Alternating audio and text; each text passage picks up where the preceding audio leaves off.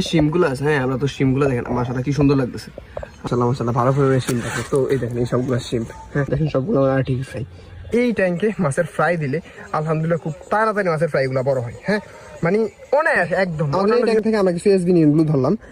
আসলে অনেক ফ্রাই আছে, এবং যদিও এসবি নিয়মগুলো সবগুলোর কোয়ালিটি এখনো আসে নাই, হয়তো সবগুলোর কোয়ালিটি একদম একুরেটলি আসবে না। তো যেগুলোর মনে হইতেছে কোয়ালিটি আসবে আমরা এগুলাকে এই জায়গায় ধরে ফেলছি। আমরা যদি দেখাই এই জায়গায় আমাদের এসবি নিয়মগুলো আছে, এগুলো জাস্ট নিউ অ্যাডাল্ট। হ্যাঁ জাস্ট মাত্র কালার আসা শুরু হয়েছে, আমি যদি দেখাই আপনাদেরকে জাস্ট মাত্র কালার আসা শুরু হয়েছে।